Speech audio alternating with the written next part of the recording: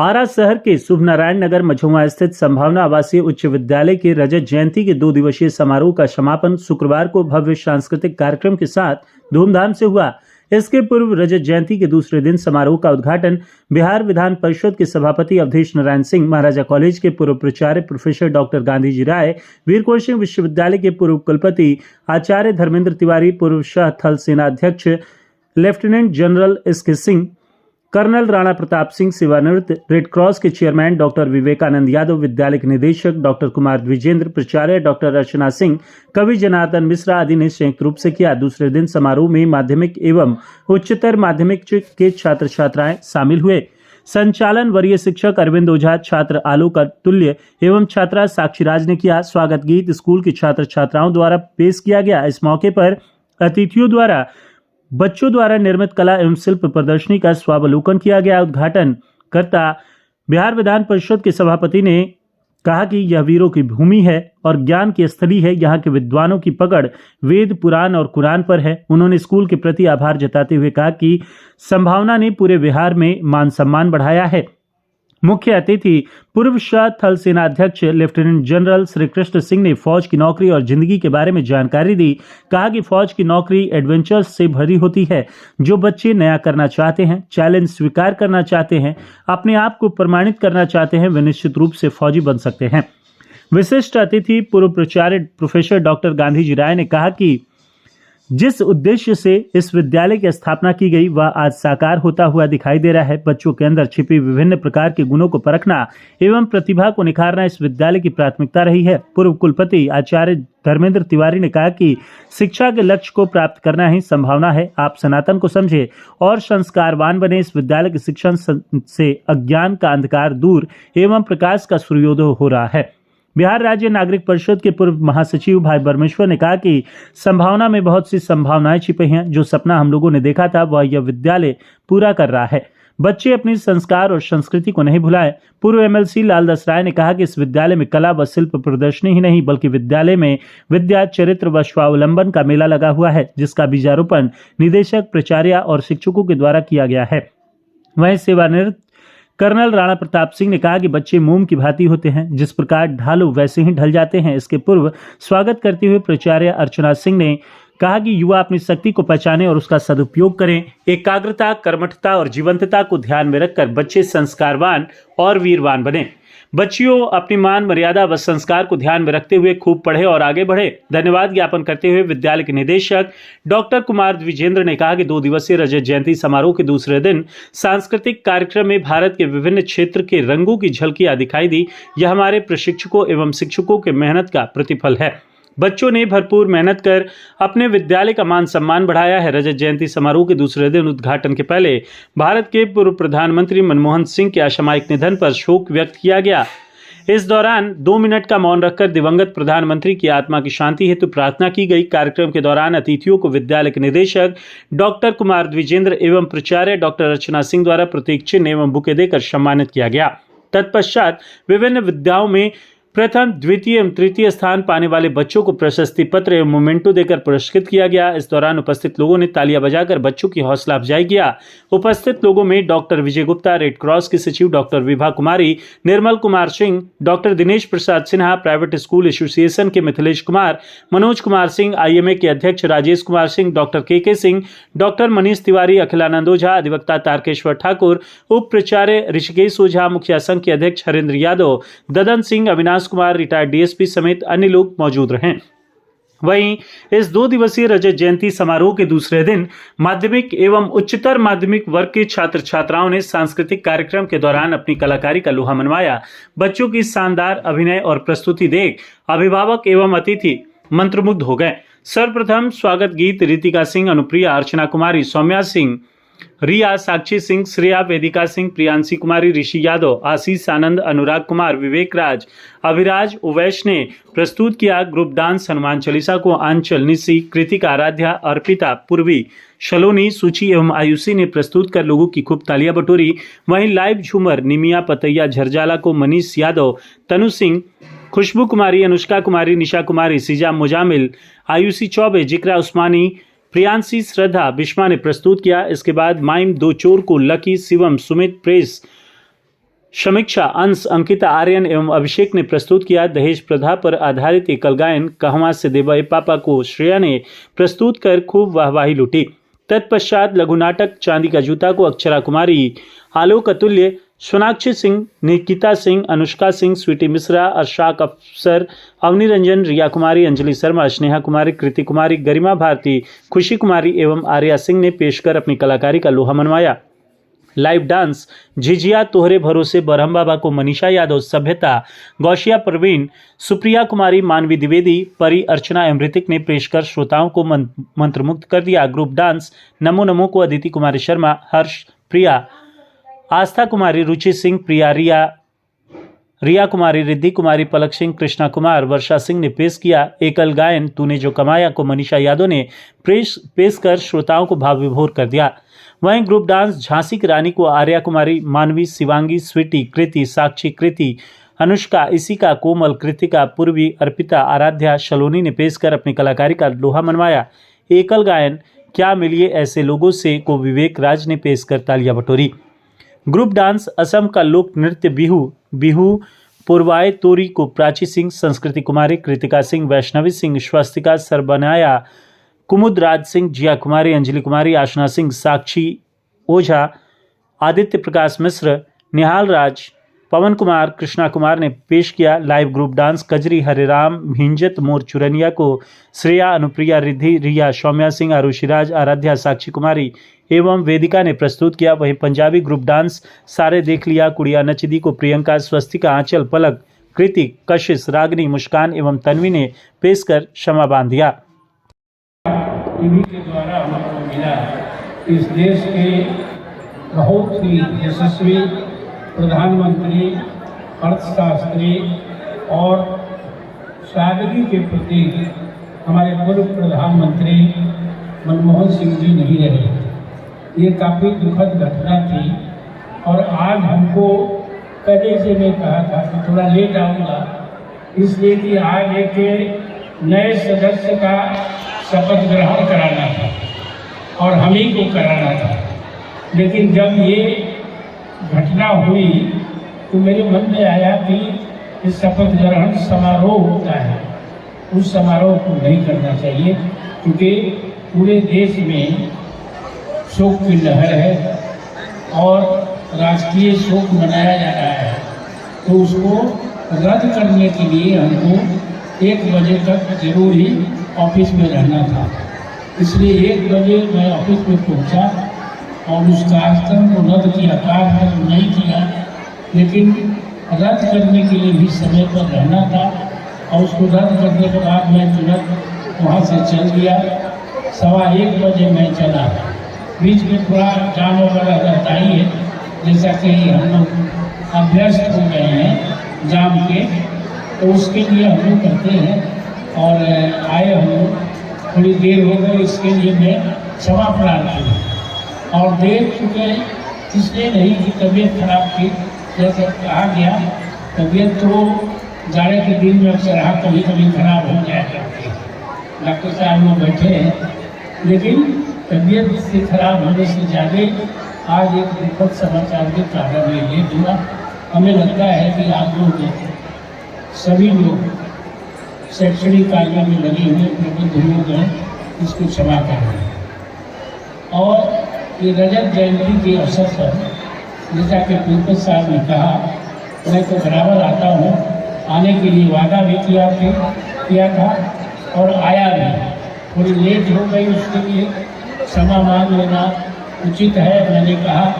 और बच्चे बहुत देर से बैठेंगे, बहुत देर से बैठे हुए हैं।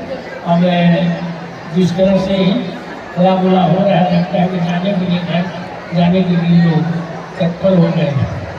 और कर्नल साहब इधर ही देख रहे हैं, बच्चों की तरफ देख रहे हैं। हम लोग इस स्कूल के प्रति एक आभार भी व्यक्त करते हैं। मेरा सहयोग तो करता ही है, और लेकिन इससे अधिक इस स्कूल का सहयोग मेरे प्रति रहता है। जब कभी चुनाव आता है तो ग्रेजुएट कंस्टिट्यूंसी में अधिक से अधिक लोग यहाँ तो वही हैं जो कि हमारे वोटर्स हैं, और सब लोग एक मत से वोट देते हैं।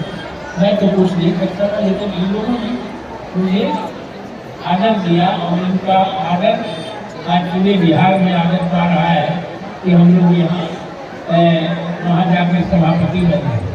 अगर आप वोट नहीं देते तो शायद सभापति हम लोग नहीं करते। और इसका का चुनाव था तो मैंने ठान लिया था कि मैं कहीं घूमने नहीं जाऊँगा और घूमने गया भी नहीं, क्योंकि बराबर 5 वर्ष तक घूमते रहता हूँ। कम कहे कि घूमने का कुछ असर है, लेकिन असर नहीं था, इसलिए हम लोग पीछे चल रहे थे। लेकिन जब बक्सर और आरा का खुला मौका है तो मैंने कहा कि एक जिला बक्सर है जो कि तपोभूमि है और एक जिला भोजपुर है जो कि वीर भूमि है।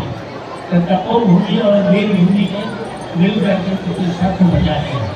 इसलिए मैं विशेष रूप से आभारी हूँ यहाँ के लोगों को और यहाँ के सभी मतदाताओं को प्रति मैं आभार करता हूँ। इस स्कूल के लिए मैं बराबर ही कहता हूँ, जिस चीज़ की जरूरत हो हमारी पहुँच में हो तो मैं उसके लिए जरूर करूँगा। और कभी यहाँ से डिमांड कुछ नहीं गया, अपने से मैं कहता हूँ, कुछ करता भी हूँ, लेकिन एक डिमांड जरूर आना चाहिए।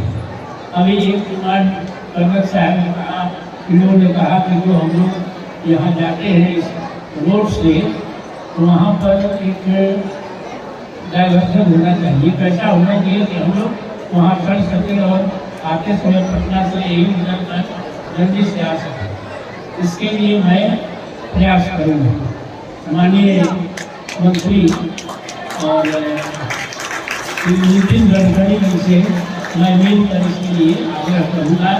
हमें उम्मीद है कि हो जाना चाहिए, ये हो जाना चाहिए। दिवस ये जो यहाँ पर कार्यक्रम आयोजित किया गया संभावना में 45 दिवसीय कार्यशाला रहा, 2 दिवसीय संपन्न चल रहा है। अभी अवलोकन कर रहे हैं आप लोग, यहाँ पर कैसा लगा इसे देखकर आपको सर? चित्रकला और मूर्ति कला देखने से तो लगता है कि बच्चों के बीच में जो गुण है तो यह स्कूल अपने को सार्थक कर रहा है। संभावनाओं को ध्यान में रखते हुए इस तरह यानी कि जो कृतियाँ बच्चों ने बनाई है यह इस स्कूल की ही देन हो सकती है और सब स्कूल को, सारी पाठशालाओं को यानी इसका नकल करना चाहिए। इससे बच्चों का सर्वांगीण विकास होता है, यानी मानसिक, आध्यात्मिक सब तरह का। और इस तरह के प्रयत्न से यानी हमारी जो प्राचीन विरासत है वह भी पुनर्जीवित होता है। तो कैसा लगा सर ये, मतलब कि यहाँ जो बच्चों ने मिट्टी के बनाया है या चित्र बनाया है, पेंटिंग बनाया है, अनुकरणीय है। और यह जो लुप्त, यह विरासत जो लुप्त होती जा रही है हमारे घरों से, हमारे समाज से, उसको इस स्कूल ने पुनर्जीवित का जो प्रयास किया है, पुनर्जीवित करने का, वह बहुत यानी बड़ी देन है इस विद्यालय का। और खासकर विशेष रूप से प्रिंसिपल मैडम अर्चना जी और द्विजेंद्र जी डायरेक्टर साहब का। ठीक है। तमाम बच्चे जो कि यहाँ के अतिथि सब बच्चे हैं, और मेरे को सबसे ज्यादा प्रेरणा मिलती है यहाँ आने के लिए, वो आपके प्रिंसिपल साहब हैं अर्चना जी। उनका उद्बोधन सुन करके मेरे में जोश आ जाता है। और कल जो मेरे को भाषण देना था वो आप लोग ज्यादातर बच्चे और कुछ अभिभावक हम सुन चुके हैं। एनीवे, लेकिन दोबारा रिपीट करना मैं नहीं चाहूँगा। अपना थोड़ा सा परिचय दूंगा। आप एनडीए के बारे में, सर्विसेज के बारे में जानना चाहते हैं, उसके लिए उत्साहित होना चाहते हैं, तो यूनिफॉर्म में जिंदगी कैसी होती है उसके बारे में आपको बताना चाहूँगा। और फिर जो आप चाहते हैं कि आप नेशनल डिफेंस एकेडमी के लिए जाना चाहते हैं, उसकी परीक्षा देना चाहते हैं, उसमें उत्तीर्ण होना चाहते हैं, उसके बारे में बताऊंगा। हम लोग जब मैंने बताया कि मैं यहाँ के करत गाँव का हूँ, इसी जिला के, और मेरी प्रारंभिक शिक्षा करत गाँव और सुखपुरा में हुई है। सुखपुरा के जो हमारे स्कूल के राजा साहब थे, राजा राधिका रमन प्रसाद जी, वो अपनी कहानियां हम लोगों को कहा करते थे और उससे हम लोग को बहुत प्रेरणा मिलती है। और आज हम लोग बस में आते हुए सदैव भाई के साथ में उसी को डिस्कस कर रहे थे कि आपको किस तरह से प्रेरणा दी जाए। बात करने का, लेक्चर करने का हर आदमी की अपनी शैली होती है। मैं आपको कुछ कहानियां सुनाऊंगा और उस कहानियों से जो मैंने शिक्षा ली है वो आपको बताने की कोशिश करूंगा। मैंने बताया था कल तक कि मैं एनडीए से होता हुआ IMA में मेरी कक्षा होने की वजह से आप जो रेजिमेंट मांगना चाहते हैं मिलता है। तो मैंने अपनी रेजिमेंट मांगी थी 8 गोरखा राइफल्स, क्योंकि उस समय भारत के बहुत नामी लीडर 1971 के नायक फील्ड मार्शल मानिक और 8 गोरखा रेजिमेंट के हमारे गवर्नर के रेजिमेंट, उनको देख करके मेरी इच्छा हुई कि मैं 8 गोरखा राइफल उन्हीं की रेजिमेंट को ज्वाइन करूंगा। मेरी ये इच्छा पूरी हुई और दिसंबर 72 में मैं कमीशन हुआ 8 गोरखा राइफल में। मेरी बटालियन उस समय राष्ट्रपति भवन में थी। कुछ दिनों के बाद ही फील्ड मार्शल मानिक साहब से मेरे को राष्ट्रपति भवन में ड्यूटी देते हुए मुलाकात की। उनसे सीखने वाला गुण ये था कि जा रहे थे डिफेंस मिनिस्टर, सब मिनिस्टर के साथ में, उन सबको छोड़ करके आ गए। मैं ड्यूटी पर साइड में खड़ा था और उन्होंने मेरे कंधे पर रख करके बोला, 1 स्टार में था सेकेंड लेफ्टिनेंट, इसे रात तुम्हारे पास सेकेंड लेफ्टिनेंट है। मैं सब चीज करके सर्किल करके उस समय फील्ड मार्शल का भी छोटा सा एक चट होता था, इसे पूरा को करते हुए फाइनली ये आ गया है। मेरे को विश्वास है कि तुम लोग भी मेहनत करके ये हासिल करोगे। वहां तक तो मैं नहीं पहुंचा, लेकिन 2-3 पीढ़ी पीछे रहा। इसमें क्या था कि जब मैं, अब वो मेरे आदर्श बन गए।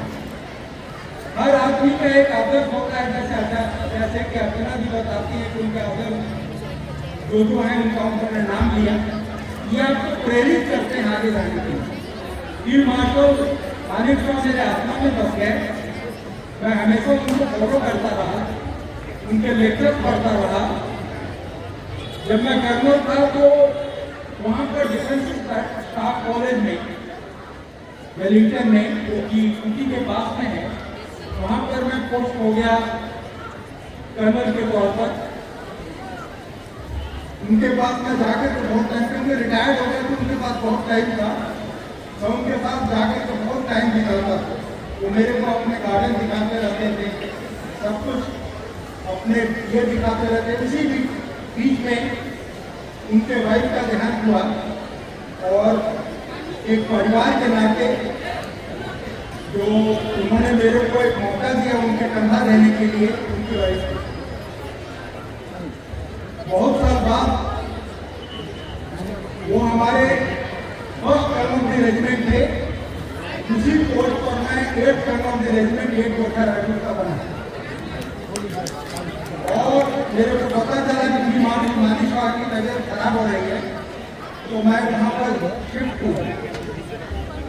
तो 4 दिन मैं उनके साथ रहा और एक कहानी में सुनाता हूँ, उनकी लड़की ने लिखा है एक, वो मैं चाहूंगा कि आप सुने। उन्होंने कहा कि अपने मृत सैया पर बैठे हुए उस समय डिफेंस सेक्रेटरी जो है एक चेक लेकर के आए कि सर, भारत सरकार ने आपके साथ में बहुत अन्याय किया है, आपको पेंशन नहीं दिया है, आपका पेंशन हमने कैलकुलेट किया है और ये 1 करोड़ बनता है। उस हालत में भी उनकी जो है मजाक करने की शैली जो होती थी इतनी अच्छी होती थी, जिससे भाई सरकार का सब चेक बाउंस हो जाता है, ये बाउंस तो नहीं होगा। एनीवे उन्होंने ले करके उसको वेलफेयर फंड में दे दिया और वो क्या करते अस्पताल के पर बैठे हुए। लास्ट डे की बात है, जब वो एकदम कोमा में जा रहे थे तो सब डॉक्टर्स जो आए थे, दिल्ली से वगैरह आए थे, सब नेचुरली ये थे कि हमारे 3-5 लाख आने वाले, तो सब अपना मुंह रखा कि नौकरी करो, लेकिन कोशिश करो कि नौकरी देने वाला तुम हो। इस देश के प्रति ये बात बहुत अच्छी है। मैं भी अपने बच्चों को, कोई निपर नहीं है, अच्छा शिक्षा दीजिए, लेकिन मैं बराबर कहता गया कि तुम अपार्टमेंट दो, अपार्टमेंट लो मत। बच्चा लोग आज वही कर रहा है, बच्चियां भी वही कर रही है, इसलिए मैं इस बात को पसंद करता हूं। इस मौके पर अपने मुख्य अतिथियों का, सभी अतिथिजन भाइयों का, बच्चों का, इस स्कूल के डायरेक्टर साहब को, प्रिंसिपल अर्चना जी को और इस विद्यालय में जितने लोग पढ़े, लड़का लड़की, मैं सबको अपने तरफ से शुभकामना देते हुए, और मैं अर्चना जी से कहना चाहूँगा कि हो सकता है कि सिल्वर जोड़ी डायरेक्टर साहब आप मिल करके करें। ये मैं बजरंग बली से अपना निवेदन करते हुए अपनी बात को विराम देता हूँ। जय हिंद, जय किसान, जय जवान।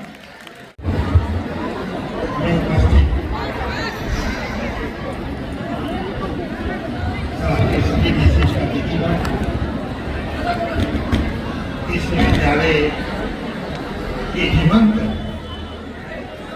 प्रधानाचार्य प्रिंसिपल डॉक्टर अर्चना सिंह जी, इस विद्यालय के निदेशक कुमार डॉक्टर कुलदीप जी, वेद विश्वविद्यालय के वाणिज्य के प्रोफेसर और पूर्व कुलपति के रूप में उपस्थित डॉक्टर धर्मेंद्र तिवारी जी, भाई परमेश्वर जी,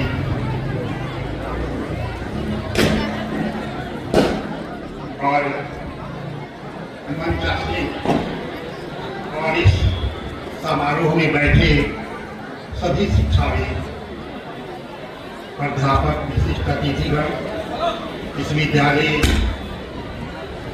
के प्रबुद्ध शिक्षकगण, प्राध्यापकगण और उपस्थित छात्र छात्राओं, आज इस विद्यालय का रजत जयंती समारोह है। रजत जयंती समारोह का मतलब होता है कि यह विद्यालय अपनी स्थापना का 25 वर्ष पूरा कर दिया है। तो आज से 25 वर्ष पहले, आज ही के दिन, इस विद्यालय की स्थापना, जैसा कि प्रिंसिपल डॉक्टर अर्चना सिंह ने अपने संबोधन में बताया, और अपने संबोधन में उन्होंने सब कुछ बताया कि किस उत्साह के साथ, किस उद्देश्य के साथ इस विद्यालय की उन्होंने स्थापना की, और आज उनका जो सपना था वह साकार होता बना। इस विद्यालय की हर गतिविधि सबसे पहले madam principal doctor Archana Singh का संबोधन देखें। एक प्रधान होने के नाते उनका जो संबोधन था वह अन्य विद्यालयों या अन्य लोगों के संबोधन से भी, विद्यालय, किसी भी विद्यालय और शिक्षा का सबसे बड़ा जो उद्देश्य होता है, हमारे बच्चे जो हैं वे हमारे बच्चों का भी भविष्य निर्भर करता है। तो बच्चों के अंदर जो गुण है उनको निकालना, उनकी प्रखर बुद्धि की संभावनाओं को तलाशना इस विद्यालय का महत्वपूर्ण उद्देश्य रहा है। और आज 25 साल बाद निश्चित रूप से यह विद्यालय अपने उद्देश्य में सफल हुआ है। इस मौके पर जैसा कि संबोधन में डॉक्टर अर्चना सिंह ने बताया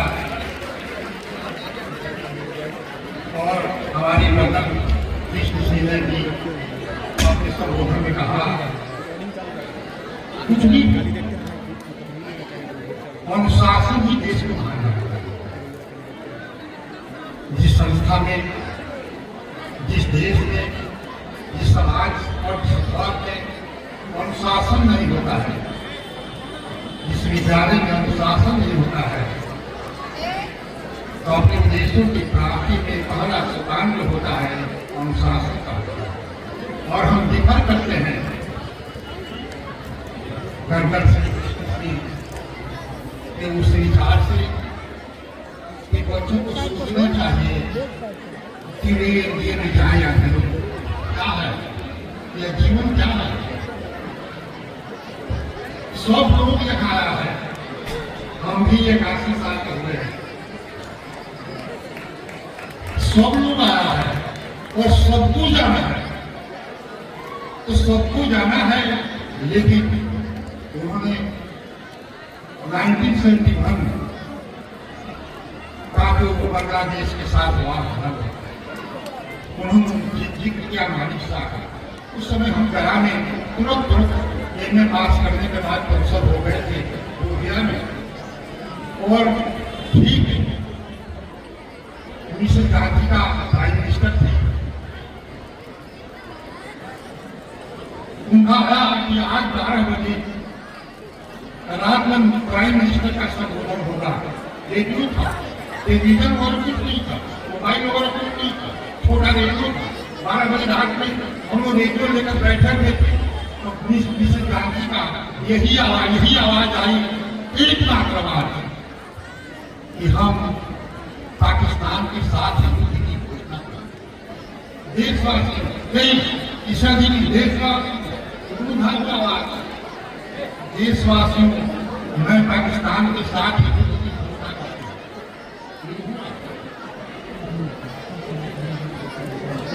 हूं।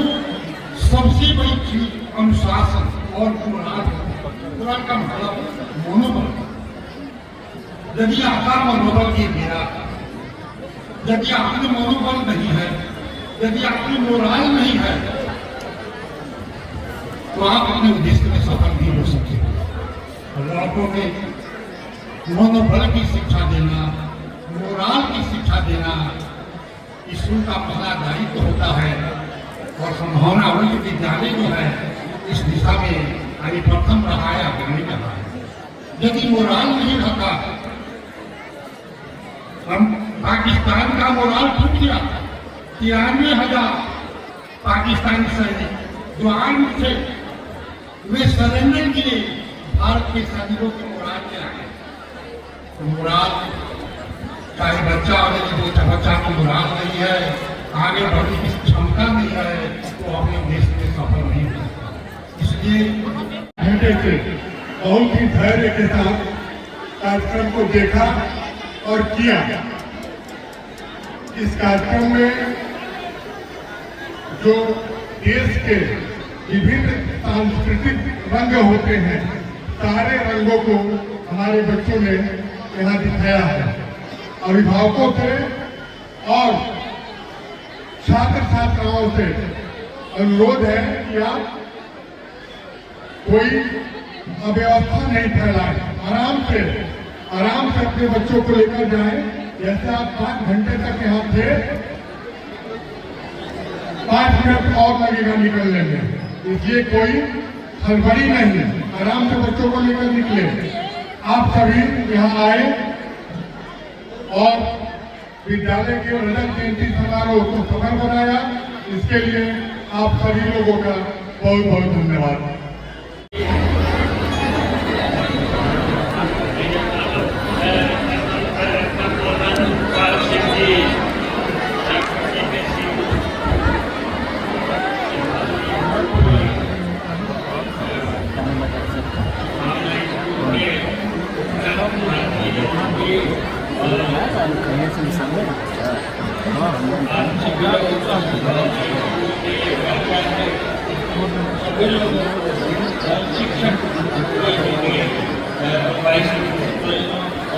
सभी शिक्षक समुदाय के मैं सबसे पहले अभिनंदन करता हूँ।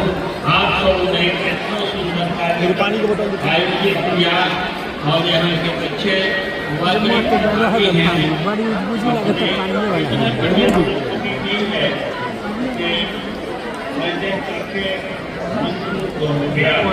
बहुत सुंदर प्रस्तुति के पीछे जो संभावनाएं स्कूल के प्राचार्य और सभी शिक्षकों का जो योगदान रहा होगा, जो प्रिपरेशन कराए होंगे उन लोगों ने, उसके लिए मैं साधुवाद देता हूँ। और मेरा ख्याल है कि ये आपका सिल्वर जुबली है ना, स्कूल के सिल्वर जुबली के अवसर पर सिल्वर जुबली के अवसर पर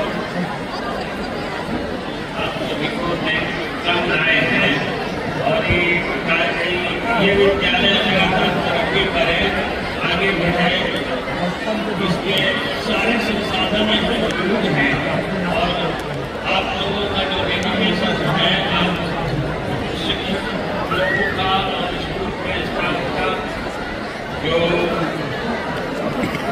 प्रेरणा स्रोत है, आप सभी लोगों का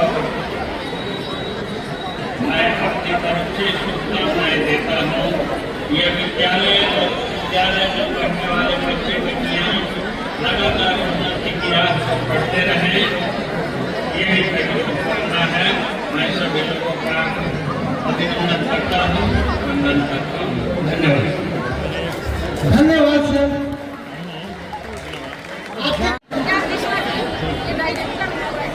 thank you master of ceremony.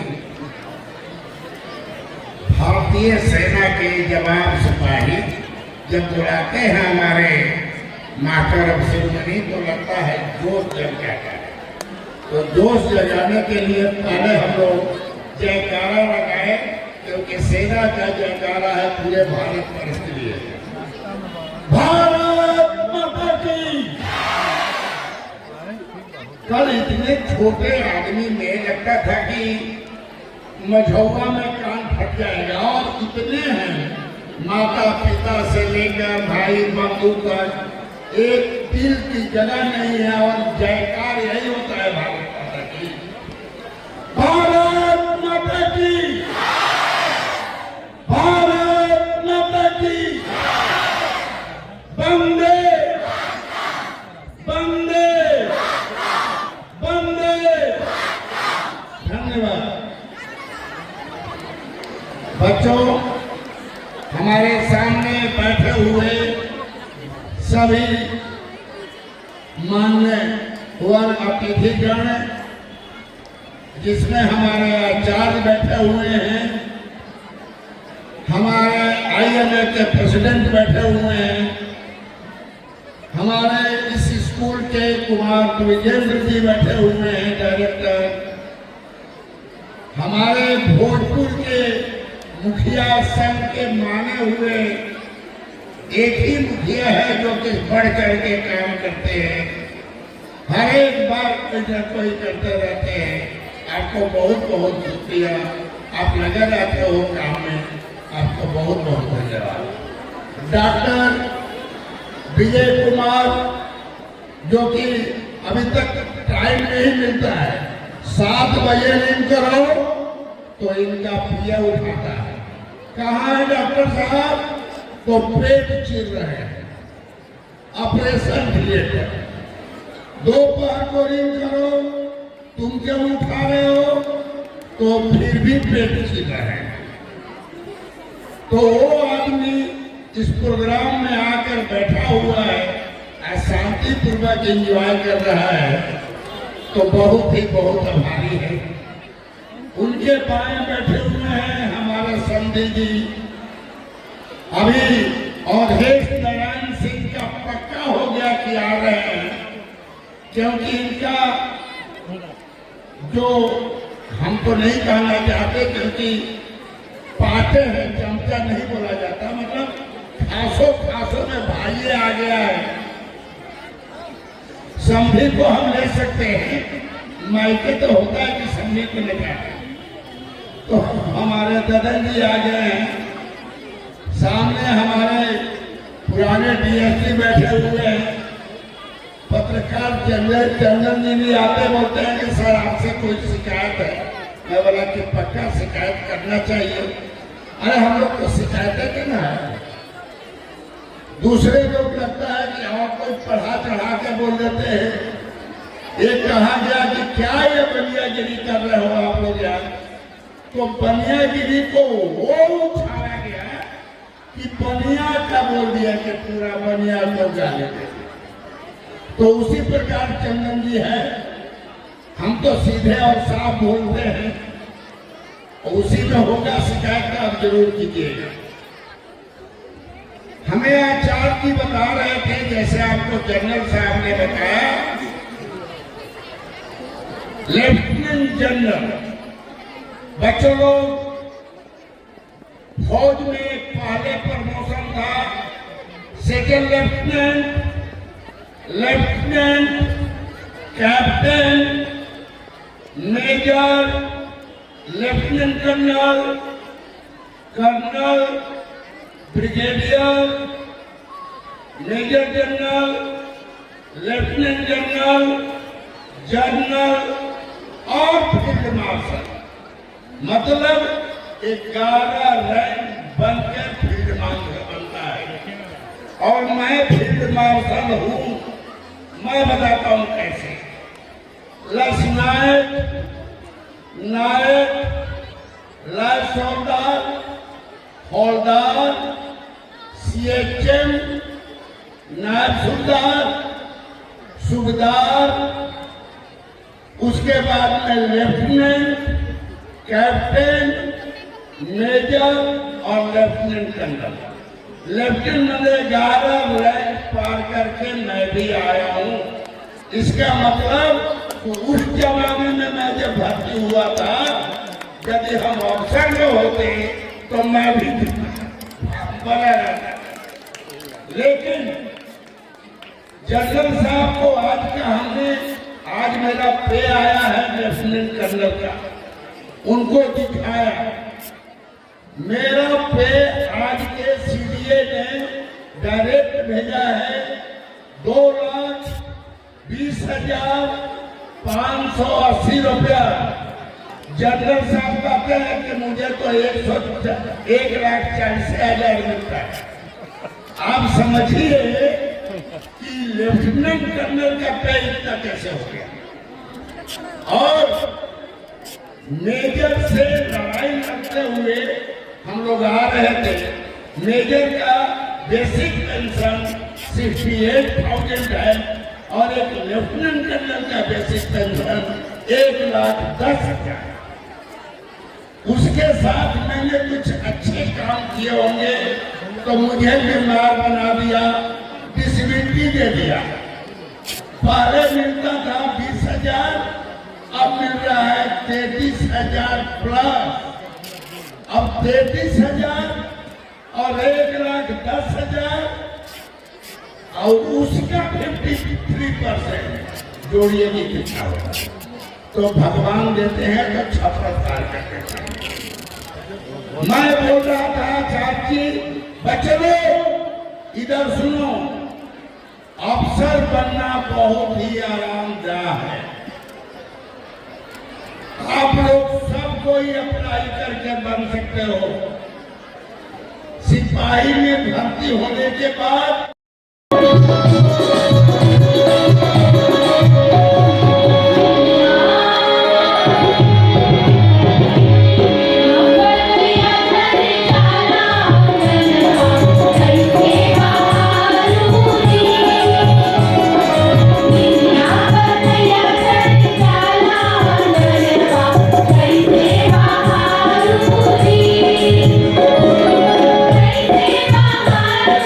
Bye.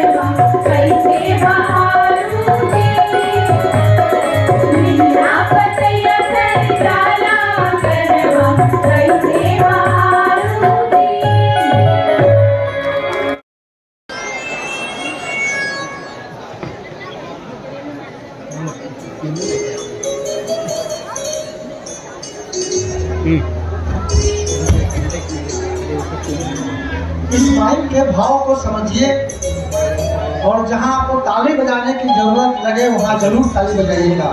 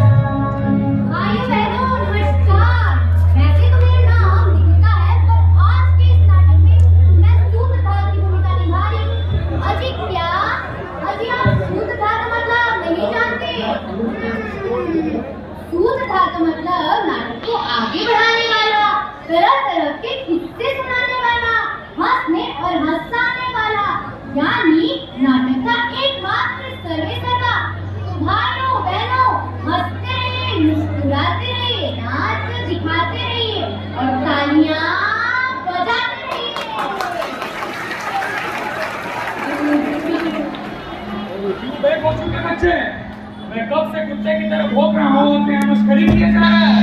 नहीं नहीं मालिक, मैं तो आपके बारे में ही बातें कर रहा था। विश्वास नहीं तो इन्हीं लोगों से पूछ लीजिए। यार वो सब छोड़, मेरे सर में बहुत ज्यादा दर्द हो रहा है, जरा चंपी कर दे। जरूर मालिक, अभी करता हूँ।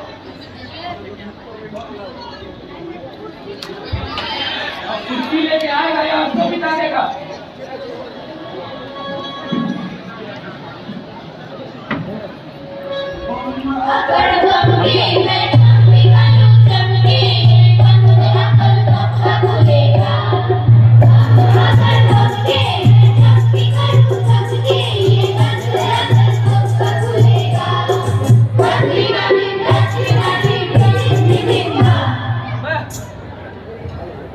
अबे पांचू के बच्चे, तू चंपी कर रहा है, मेरे सर पे तबला बजाया जा रहा है।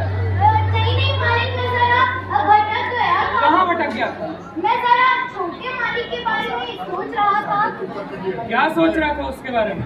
मैं ये सोच रहा था कि वो इस वक्त कौन से कहाँ पर। अरे होगा, हाँ होगा, किसी दारू के ठेके पर ये तुमका जुआ खेलने का टाइम है मालिक। नहीं पाचू, तू समझा नहीं। हम बड़े लोगों का काम समय के साथ बनना नहीं होता। हो सकता है वो एक ही काम दोनों साथ कर रहा हो, दारू भी पी रहा हो और जुआ भी खेल रहा हो। आखिर हम भी तो अपने समय में ऐसा ही किया करते थे। तो अब क्यों नहीं करते मालिक? अब नहीं होता पाचू, अब शरीर ठीक चला है। क्या बात करते हैं मालिक, रात कसम अभी भी आप 30 से ज्यादा की तो नहीं लगते। क्यों मक्खन लगा रहा है बे मुझे? एक बार हाँ करके तो देखिए मालिक। अरे हाँ की तो थी एक बार। हाँ तो रिश्ते भी तो लाया था, एक से बढ़ के एक। लेकिन बे पाचू, जो बात जयकाल की अम्मा में थी वही सभी लड़कियों में कहाँ है? यही तो शान होती है बड़े लोगों की मालिक।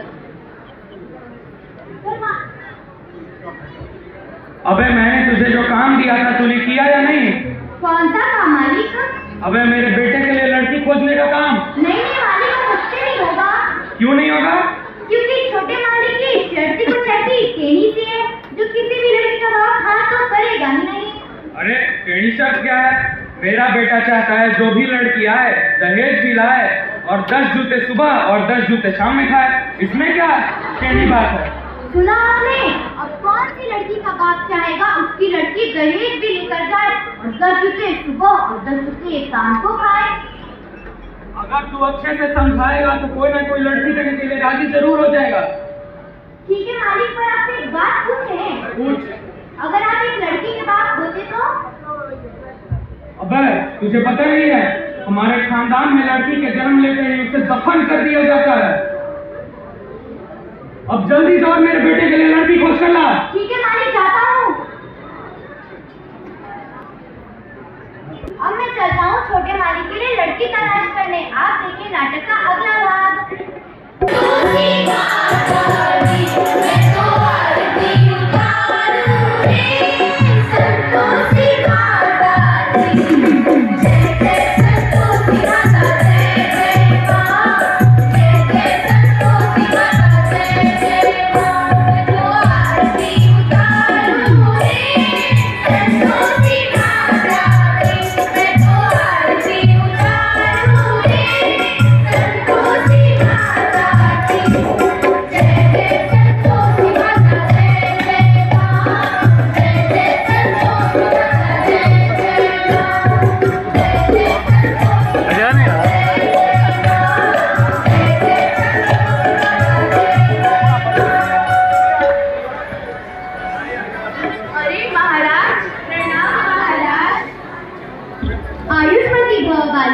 बालिके, तुम्हारा नाम क्या है? फूल कुंवर है महाराज।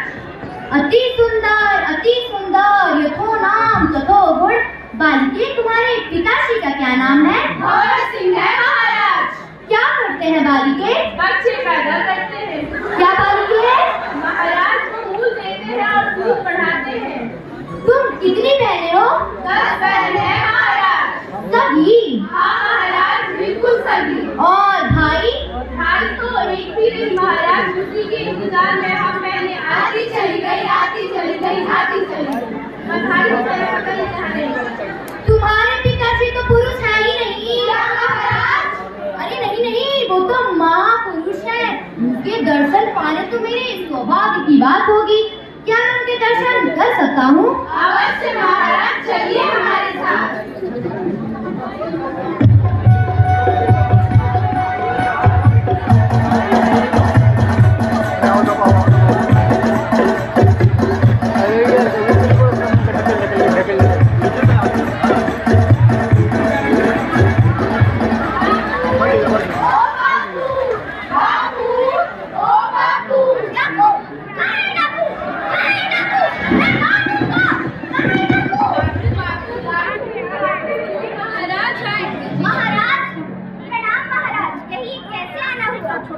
मैं आपसे शादी की बात करने आया हूँ। शादी?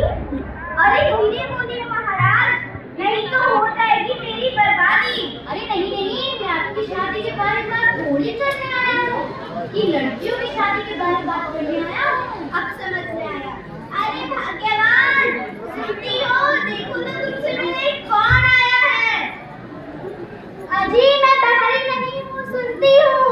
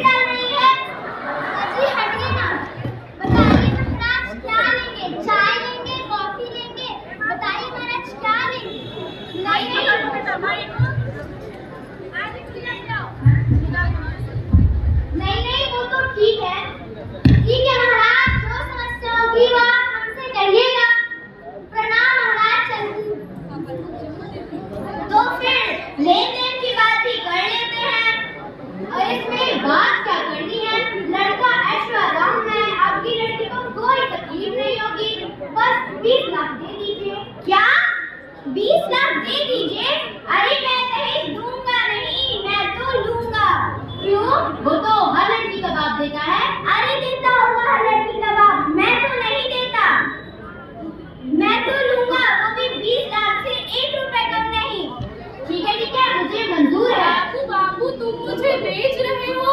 नहीं बेटी, मैं तो मुआवजा ले रहा हूँ। पर बाबू मुझे तो डर लग रहा है। डर मत बेटी, मेरा दोस्त वहाँ मुनीम है, वो तेरी सहायता करता रहेगा। तो ठीक है, तो शादी की तैयारियां शुरू करते हैं। तो फूल कुएं के साथ छोटे वाली की शादी हो गई। अब देखो उन्हें कैसी बनती है। तो आप देखिए नाटक का अगला भाग।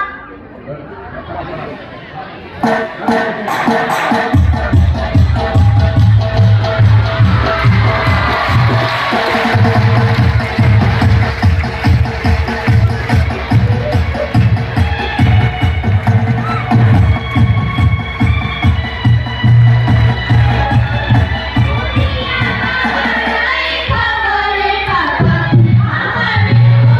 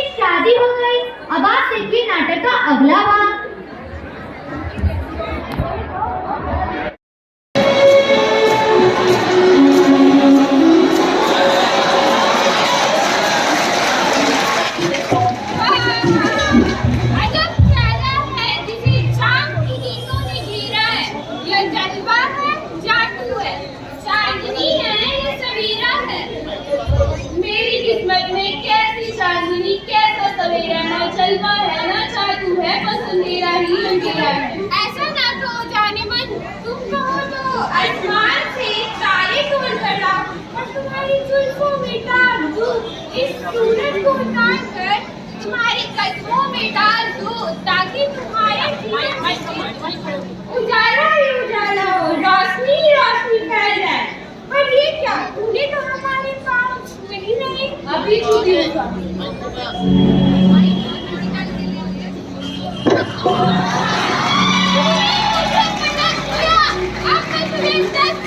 अभी मारूंगा। अबे चुप, बड़ा आए जूते मारने वाले, ऐसे लगाऊंगी ना कि तेरे होश ठिकाने आ जाएंगे।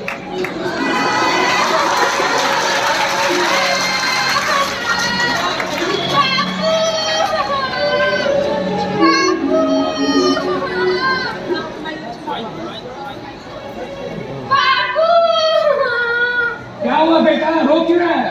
बाबू, इस चुड़ैल ने मुझे पटक दिया। अरे बाप रे, बड़ी जोर की लगी है। अरे छोड़िए ना मालिक, प्यार में तो उठक पटक होती रहती है। तो ये कैसी उठा पटक है? इस चुड़ैल ने मुझसे जूते खाने से इनकार कर दिया। इनकार कर दिया? इनकार कर दिया? अरे बकायदा कॉन्ट्रैक्ट हुआ है। अबे पाचू, तूने ही कुछ किया है? हाँ छोटी मालकिन, एग्रीमेंट होने के बावजूद भी आप जूते खाने से इनकार क्यों कर रही है? एक बात बताइए कि वो जूते मारने की आपकी शौक है क्यों? क्योंकि ये ठाकुर हरपाल सिंह राणा के बेटे हैं। सैकड़ों बीघा जमीन जायदाद इनका है, और हाँ, ये जो सारे दारू के ठेके हैं ना, वो भी इन्हीं के हैं। तो बताइए भला, इतने बड़े बाप के बेटे का ऐसा शौक होगा क्यों नहीं भाई? 12 एकड़ जमीन के बारे में कौन बताया बे? हाँ, 12 एकड़ जमीन भी है। बताइए इसका योगदान कितना है? मुनीम जी जरा वही खाते तो देख के बताइए।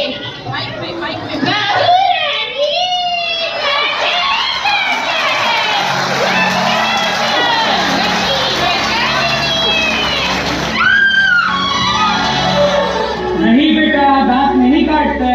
नहीं, गंदी बात है। अरे योगदान नहीं है तो क्या हुआ? योगदान आखिर हमारे पुरखों का ही तो है। तो बुलाइए अपने पुरखों को, मैं उससे जूते खा लूंगी। पर इस निगम में जिसने एक टूटी कौड़ी तक नहीं कमाई, मैं तो उससे हरगिज जूते नहीं खा सकती। मुनीम जी, बस बहुत हुआ। इस चुड़ैल को जलाकर यही मार डालते हैं। अभी दिया सलाई और किरोसिन का डब्बा लाई है।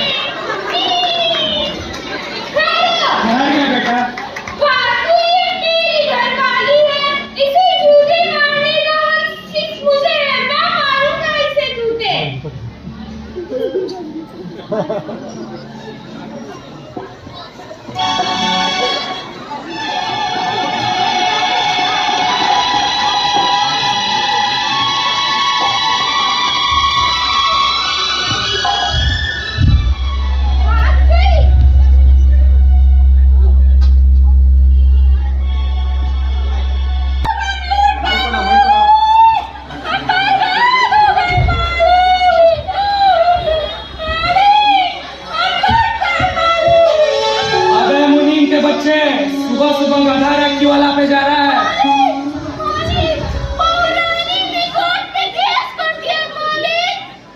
क्या? अरे मुनीम जी, हमें इस कोर्ट के जंजाल से बचा लीजिए। अबे पांचू, वहाँ खड़ा होकर क्या कर रहा है? आग लगा के तमाशा देख रहा था। क्या बोला? नहीं मालिक, ठंड का मौसम है तो आग ताप रहा था। अरे पांचू, कुछ तो कर, आखिर मैंने तेरा नमक खाया है। अरे नहीं, बल्कि मैंने आपका नमक खाया है। अरे नमक मैंने खाया, तूने खाया, सब बात बराबर। अब हमें इस कोर्ट के केस से बचा ले। पहले छोटे मालिक को तो बुलाइए। अबे ओ जयपाल, जल्दी आ।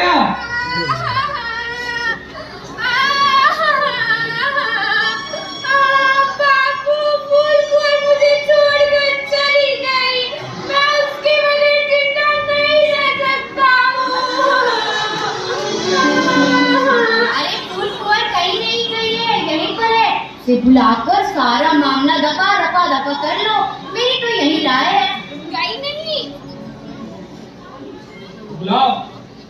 फूल को। अरे जोर से बुलाओ। ओ मेरे बुलाओ। फूल कुंवर। मैं तू छोड़, मैं बुलाता हूँ। मेरी प्यारी। रह जा। बहुरानी, ओ बहुरानी।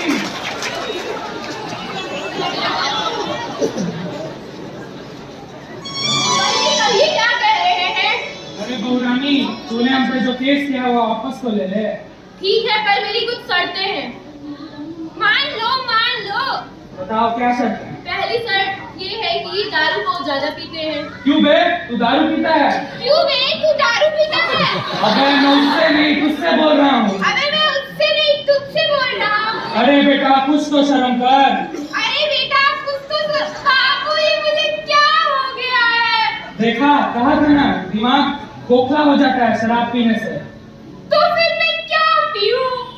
अरे सोचने का क्या है, तू रोज रामदेव बाबा के पास जाके लेगा जूस पिएगा।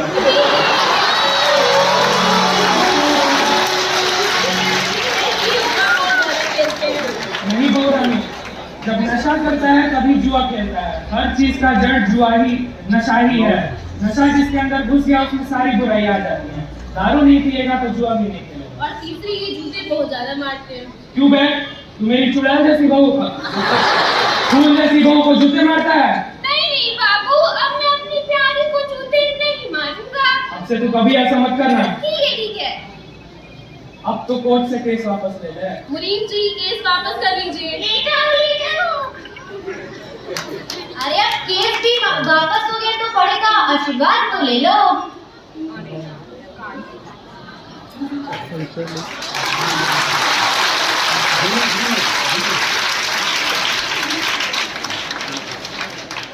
तो बाबू, अब सारा केस सलट गया तो क्या मैं अपनी प्यारी के साथ घूमने जा सकता हूँ? हाँ बिल्कुल जा सकते हो, लेकिन जाओगे कहाँ? पाकिस्तान जाऊंगा। नहीं बेटा, वहाँ आतंकवादी बहुत होते हैं। तो फिर मैं कहाँ जाऊँ? चांदी का जूता।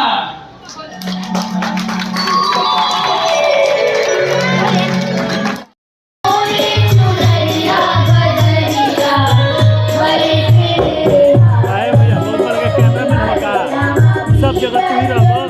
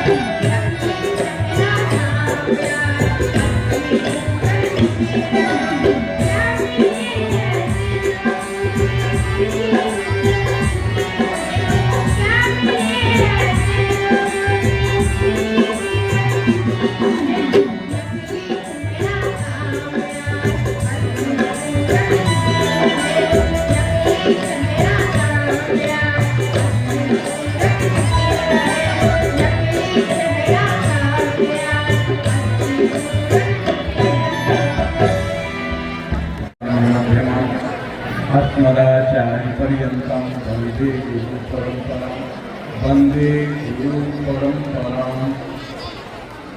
शिक्षा का मतलब संभावना की तलाश है। शिक्षा का मतलब संभावना की तलाशना है। संभावना की खोज, संभावना की गवेषणा, संभावना की प्रतीक्षा करना ही शिक्षा का लक्ष्य है। और जहाँ इस शिक्षा के लक्ष्य को प्राप्त करने का काम किया जा रहा है उस विद्यालय का नाम संभावना विद्यालय है।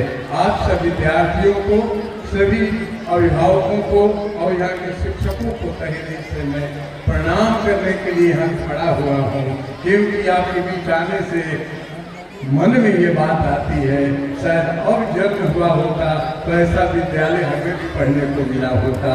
हम तो धूल में बैठ कर पढ़े हैं, बोरा पर बैठ करके पढ़े हैं, झोला ले करके पढ़े हुए हैं। आप बड़े भाग्यशाली लोग हो कि ऐसे विद्यालय में पढ़ रहे हो। आप भारत की संभावना, अब भारत की संभावना हो। मैं भी इस अवकाश की स्थिति में अपनी संभावना की तलाश में ही आपके बीच में आया हुआ हूँ। आप सबको प्रणाम करता हूँ। केवल एक गणित का खेल 1 मिनट में। इस विद्यालय की स्थापना 1996 में हुई है। विद्यालय की स्थापना का 25वां वर्ष मना रहे हैं। ये बच्चे जरा जोड़ कर देखो, 1 और 9 जोड़ेंगे तो कितना होगा? 10। 10 में 9 जोड़ेंगे तो कितना होगा? 19 में 6 जोड़ेंगे तो कितना होगा? इस विद्यालय का कौन सा उत्सव मना रहे हैं? 25वां। हम नीचे देखना, ये लिखा हुआ है 26-27 दिसंबर 2024। इसको भी जोड़ लो। 2 और 6 जोड़ेंगे तो कितना होगा? 8। 8 में 2 जोड़ेंगे तो कितना होगा? 10 में 7 जोड़ेंगे तो कितना होगा? 17 में 2 जोड़ेंगे तो कितना होगा? 19 में 2 जोड़ेंगे तो कितना होगा? 21 में 4 जोड़ देंगे तो कितना होगा? इस विद्यालय का कौन सा वर्ष मना रहे हैं हम? वाह, क्या बात है। धन्य हो अर्चना, धन्य हो अर्चना। ये मैं देख रहा हूँ संभावना का मोटो। अज्ञान का अंधकार समाप्त हो रहा है। अज्ञान का एक नवीन सूर्योदय जग रहा है। कोई विचार किया है आपने? तेरे बाइक पर लगा हुआ है।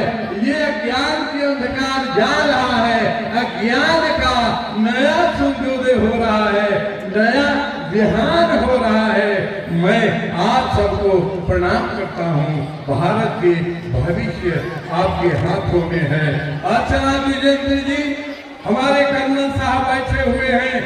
नगर के बड़े प्रसिद्ध चिकित्सक, पत्रकार, कलाकार, शासक, सत्यनिवेशी, अभिभावक, पालक, बालक सब यहाँ इकट्ठे हुए हैं। सबके प्रति मेरी बड़ी श्रद्धा है, लेकिन उनसे भी ज्यादा श्रद्धा हमारी है इन अभिभावकों के प्रति, जिन्होंने इस विद्यालय को, जो स्थापना काल में 7 विद्यार्थी 3 शिक्षकों से शुरू हुआ था, आज मुकाम तक आपने फैलाया है। आप सबको मैं सैल्यूट करता हूँ। आज इस अवसर पर मेरे प्यारे भाई बंधुओं, मैं निवेदन करना चाहता हूँ। कर्नल साहब हमारे बीच में बैठे हैं। ये डॉक्टर साहब आए हैं, मुखिया जी आए हैं, नेताजी आए हैं, डीएसपी साहब, एसपी साहब, कर्नल साहब, अब भारत के अध्यक्ष आए हुए थे। इसका मतलब क्या है? इसका मतलब है हमसे ज्यादा लोग गांव के जमीन पर धूल में बैठकर पढ़ने वाले लोग, तेरे जैसा गांव में रहने वाला आदमी भाई चांसलर बन सकता है, तो तुम इस विद्यालय में रह करके वहां तक नहीं पहुंच सकते हो क्या? थल सेनाध्यक्ष के प्रधान नहीं बन सकते हो क्या? तुम प्रधान चिकित्सक नहीं बन सकते हो क्या? अवश्य बनोगे तुम। सबसे बस संक्षेप में इतना ही कहना है, सब बनना, लेकिन अपने सनातन का संस्कार नहीं भूलना, संस्कारवान बनना। बस संस्कारी बनो, बालकों, पालकों का सहयोग हो। बस एक बार मुझे बार क्या कहूँ, बड़ी बात कहने की है, लेकिन वह हिंसा करना ठीक नहीं है। बस लेकिन एक बार जय घोष को बोलना पड़ेगा। गोपाली चौक वाले हम नहीं हैं। हमारी आवाज होनी चाहिए तो चाइना के बॉर्डर तक जाना चाहिए और पाकिस्तान की सीमा तक जाना चाहिए। बोले भारत माता की। सुन लो, काम सुनकर चाइना वाला, ये सेना तैयार है। अरे पाकिस्तान वालों, बंदे बंदे जय हिंद। अर्चना को सैल्यूट है। आलोक, अर्चना का आलोक, द्विजेंद्र का आलोक, बेटा आलोक आओ। तुझे मैं देखा नाटक में, तुम्हारे पिताजी की जवानी मुझे याद आ गई। जब कुंवर सिंह ये बने हुए थे नाटक में, तो तुम्हारी ही जैसा कुछ बनाए हुए थे। बहुत बेटा आशीर्वाद।